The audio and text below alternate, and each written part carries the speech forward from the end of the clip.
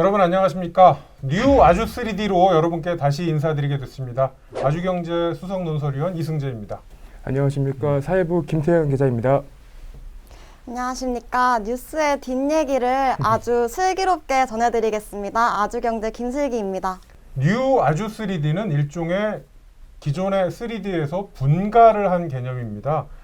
장용진 로엔피 편집국장이 별도의 법조 전문 동영상 컨텐츠 로엔피에서 준비를 하고 있으니까요. 여러분들 많은 기대해 주시고, 그리고 기존에 저희가 사회부의 법조 중심의 어떤 취재 뒷얘기들, 뒷북 뉴스, 뒷끝 뉴스, 뒷담화 하는 것은 시사적인 부분을 좀 더 확대해서 여러분들께 새로운 3D로 앞으로 찾아뵙도록 하겠습니다. 그 이전 아주 3D랑 조금 다른 점이 있다면 제가 매주 나오지는 않습니다. 많은 분들이 메일이나 현장에서 민원을 주시더라고요.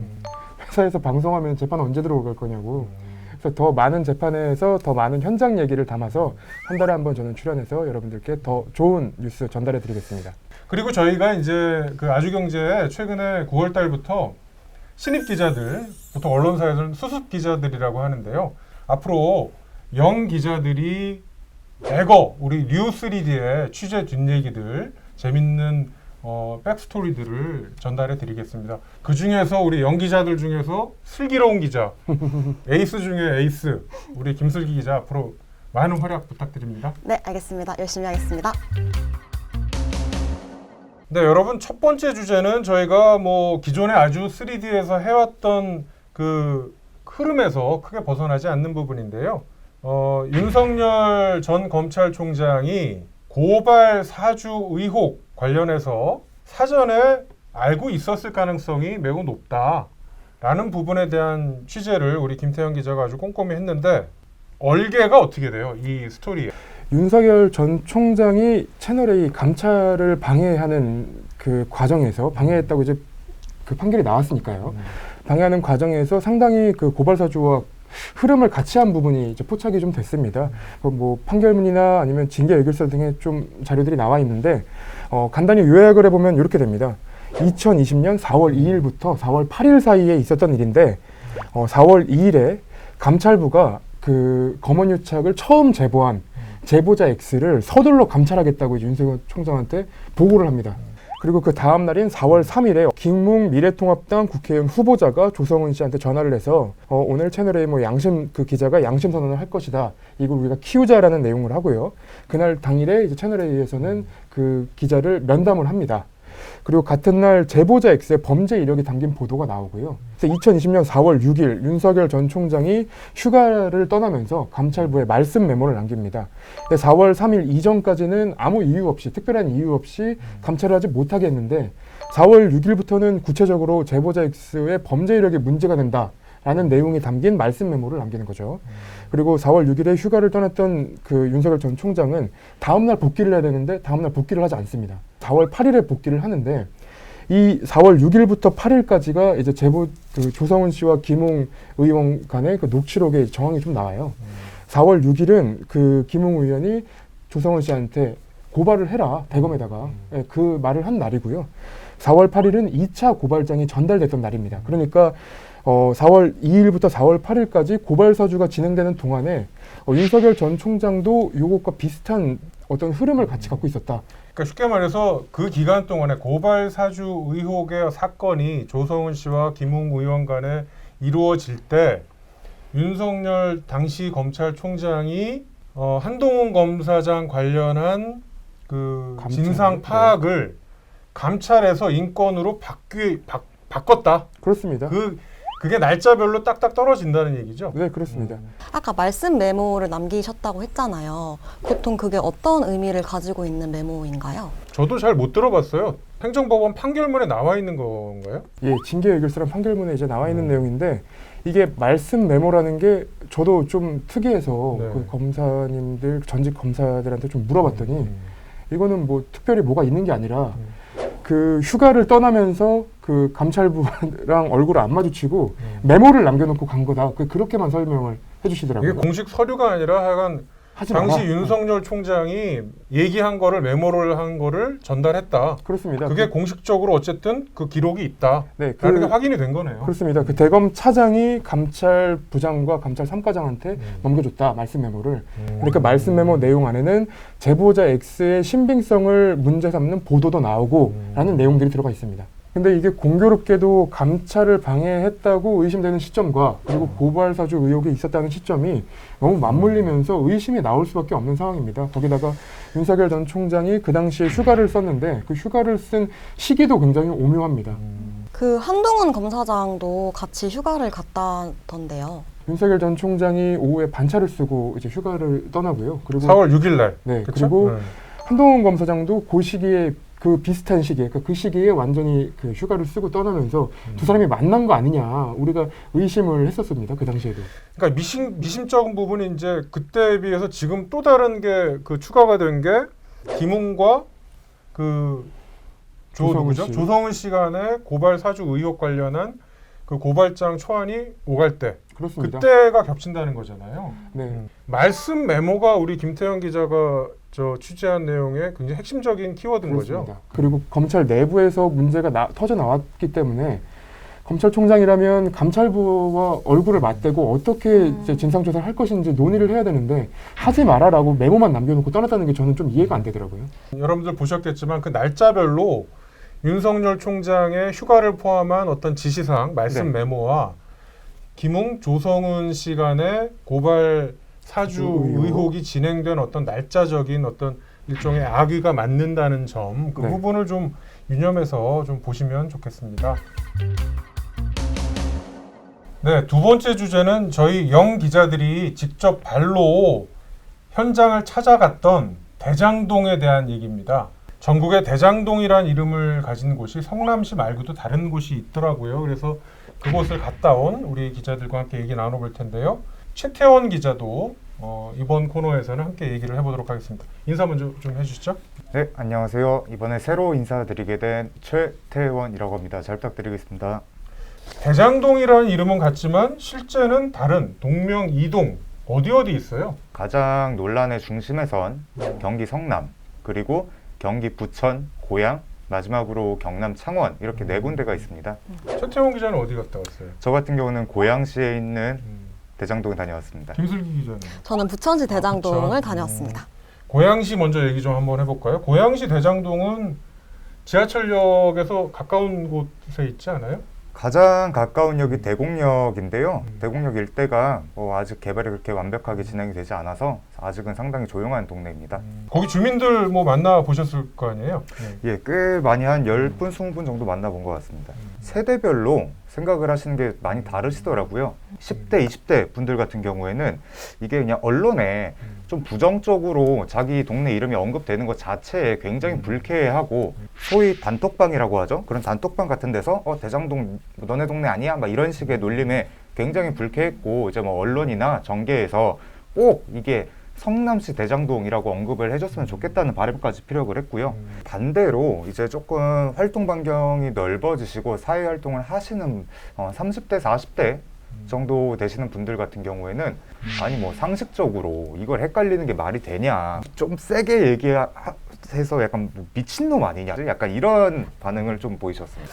자, 30, 40대까지는 그렇고 또 나이 드신 어르신들도 또 만나봤을 거 아니에요? 대장동에 계시던 이제 통장님 같은 경우는 오히려 이게 전화위복으로 개발을 앞두고 있는 이 고양시 대장동의 입장에서 인지도가 올라가는 것 자체는 호재로 작용할 수도 있을 것 같다라는 의견을 피력해 주신 분도 계셨습니다. 뭐 저는 그 부분도 일리 있다고 보는데 성남시 대장동이 그렇게 문제가 되니까 고양시 대장동이나 부천시 대장동은 성남처럼 하지 말고 진짜 제대로 공공개발을 제대로 한번 해보자라는 말들이 나올 수 있거든요. 충분히 그렇게 진행될 수도 있을 것 같습니다. 그렇죠. 자, 부천시 대장동은 분위기가 어땠어요? 제가 딱 갔을 때는 사실은 사람보다 염소가 더 많았습니다. 어떡하지? 이러면서 막 종종거리면서 다니다가 이제 밭일을 하고 계시는 할머님 분들을 만나서 말씀을 들었던 그런 경험이 있습니다. 어느 할머니는 여기서 쫓겨날 수도 있지 않을까, 보상 제대로 못 받을까 걱정된다, 이런 말씀하신 분도 있다면서요? 네, 그게 왜 그러냐면 지금 부천시 대장동이 3기 신도시로 지정이 되어 있습니다. 성남시 대장동 개발 과정을 보다 보니 원주민들이 제값도 못 받고 쫓겨나는 그런 걸 다 보신 거잖아요. 그렇다 보니까 이제 부천시 대장동에 살고 계신 주민분들도 이렇게 도시 개발을 하면 원주민은 제값도 못 받고 쫓겨나는구나. 이걸 보신 거죠. 혹시 공인중개사 분들은 뭐 따로 말씀이 없으셨나요? 이제 가장 우려되는 건 집값이죠. 어쨌든 부정적인 이슈로 대장동이 동일 동명으로 이슈가 되다 보면 집값에도 영향이 있지 않을까 하는 이제 궁금증 때문에 공인중개사 분들을 찾아가 봤는데요. 아직까지는 사실은 뭐 그렇게 논란이 되진 않는다. 뭐 집값에 직접적으로 영향을 미치진 않는다라고 하시더라고요. 영 기자들이 현장 취재를 어디를 가는지 그거에 따라서 앞으로도 계속 우리 뉴 아주 3D에 출연해서 재밌는 취재 뒷얘기들 좀 부탁드릴게요. 네, 알겠습니다. 예, 감사합니다. 뉴 아주 3D는 칼럼에 대한 얘기도 여러분들과 함께 나눠보고 싶은데요. 요즘 가장 핫한 드라마가 오징어 게임이죠. 넷플릭스. 네. 그리고 핫한 일종의 예능이 뭐죠? 스트리트 우먼 파이터입니다. 수업하죠? 네. 가장 지금 시사적으로 정치적으로 제일 중요한 현안이 뭡니까? 대선이죠. 대선이죠. 네. 그래서 대선이랑 수우파랑 오징어 게임이랑은 과연 어떤 연결고리가 있을까 이렇게 생각을 해봤어요. 자, 일단 우리 최태원 기자는 대선이랑 뭐 어떤 이렇게 연관이 이렇게 지어지던가요? 가장 감명 깊었던 게 그 드라마 내에서 공정한 게임이란 걸 굉장히 강조를 합니다. 대선 같은 경우도 공정한 선거라는 슬로건을 내걸지만 후보들마다 재력에 따라서 선거 자금도 다 다를 거고 그리고 속한 당에 따라서 당의 지지 기반도 다 다를 건데 꼭 이게 공정하다고 얘기를 할 수 있을까라는 부분이 먼저 생각이 들었었습니다. 실제로 선거를 취재를 하다 보면 이게 공정함에 대한 부분이 상식적으로 좀 맞지 않다라고 여겨질 때가 있어요. 거대 여당, 거대 야당은 동원되는 그러니까 사람 일단 기본적으로 다르고 동선부터 다른 경우가 많이 있거든요. 실제로 그런 경험을 했었던 게 저희가 정의당 대선 후보인 심상정 의원도 마크를 했고 그다음에 홍준표 의원도 마크를 해보고 이재명 후보도 마크를 같이 했었는데 확실히 취재를 하러 오는 인원부터가 일단 다르고요. 정의당 심상정 후보 같은 경우에는 그날 후보의 일정을 따라간 기자가 저희밖에 없었습니다. 심상정 의원 만난 얘기 좀 해주세요. 심상정 후보 어땠어요? 어떻게 보면 제 인생 첫 정치인입니다. 처음으로 만나본 정치인인데 미디어에서 바라보는 거랑 조금 다른 느낌을 받았던 게 전 되게 부드러운 카리스마라고 생각을 했거든요. 근데 부드러운 카리스마가 아닌 정말 그냥 카리스마 있는 분이시더라고요. 그렇군요. 네. 최태원 기자는 정치인들 중에 이렇게 취재하면서 인상적이었던 어떤 그런 분은 누가 있었어요? 저는 아무래도 그 이재명 전 지사 같은 경우가 가장 인상이 깊었습니다. 인간적인 매력이 철철 넘치는 부분에서 되게 놀랐습니다. 사실 뭐 정책이나 뭐 그분의 과거 행적을 떠나서 사람을 끌어당기는 매력이 있는 것 같더라고요. 그 뭐 하는 말의 톤이라던가 표정이라던가 아니면 액션 하나하나가 이 속된 말로 깜냥이라고 하나요? 이 정도는 돼야지 저렇게 좀 거물 정치인이 될 수 있구나라는 부분이 인상 깊었습니다. 오징어 게임이 워낙 핫하다 보니까 정치인들도 오징어 게임을 많이 언급하지 않나요? 최근에 유력한 후보들은 대부분 다 한 번씩 언급을 하신 것 같더라고요. 일단 홍준표 후보 같은 경우에는 대선 후보들이 이제 수사를 받는 이러한 상황 속에서 대선이 오징어 게임이 됐다. 언급을 하셨던 거는 이제 윤석열 후보나 이재명 후보 둘 다 감옥에 갈 수 있다라고 언급을 했었고 이에 대한 이제 반발로 윤석열 후보도 홍 후보님도 이제 그 안에 포함이 됐다. 당신도 감옥에 갈 수 있다. 그러니까 이런 식으로 언급을 하신 부분이 있었습니다. 그리고 이제 이재명 후보 같은 경우에는 아무래도 이제 가장 논란이 큰 대장동 이슈 관련해서 오징어 게임처럼 대장동에서 돈놀이가 벌어졌다라고 어느 정도 좀 거리감을 두는 듯한 표현을 하신 적이 있습니다. 그러니까 홍준표 후보는 대선 자체를 오징어 게임에 비유한 거고 그쵸, 네. 이재명 후보는 대장동 비리 의혹을 또 오징어 게임에 게임으로. 비유를 한 거네요. 네, 그렇습니다. 사뭇 다르죠. 네, 느낌이. 완전 다르네요. 근데 오징어 게임이라는 결국은 승자 독식, 최후에 살아남는 1인만이 네. 그 거금을 획득하게 된다는 어떤 그런 설정이기 때문에 대선도 사실 어떻게 보면 그런 점에서는 비슷한 게임의 구조인 것만은 분명해요. 네. 그렇죠? 네. 근데 수우파도 비슷한 서바이벌 게임이잖아요. 네, 맞습니다. 수우파는 근데 좀 많이 다르죠. 그 수우파는 확실히 경쟁을 하는 과정에서 서로를 어떻게 보면 댄서들의 용어이긴 한데 리스펙한다는 점이 오징어 게임과 대성과 가장 큰 차이점이 아닌가 싶습니다. 가장 핵심적인 부분이 그거예요. 그러니까 오징어 게임은 결국 죽이거나 죽거나 해요. 네. 근데 수우파는 그렇지 않거든요. 네. 공정하게 경쟁하고 정말 치열하게 서로 싸우는데 그 결과에 승복하고 그리고 서로 동업자 의식을 통해서 상대방을 존중하고 그야말로 리스펙하는 그게 너무 아름답더라고요. 그리고 다 같이 어떤 댄서 씬을 위해서, 그러니까 그 분야를 위해서 다 같이 어쨌든 선의의 경쟁을 하는 모습이니까 대선 주자들도 대한민국 민주 정치라는 하나의 씬을 위해서 좀 서로 존중하고 리스펙하는 그런 모습을 보여주면 어떨까. 오징어 게임의 그 대사예요. 그 오일남 그 할아버지가 깐부 할아버지가 제발 그만해 이러다 다 죽어. 그 대사가 이번 대선에 결정적으로 대입이 되는 거예요. 이번 대선 정말 잘 치르지 않으면 네. 정말 우리나라 다 죽을 수도 있어요. 네. 오징어 게임 그 중간에 100명과 101명 게임을 계속 할 거냐 말 거냐 한 표 차이가 그 깐부 할아버지의 맞습니다. 한 표잖아요. 네.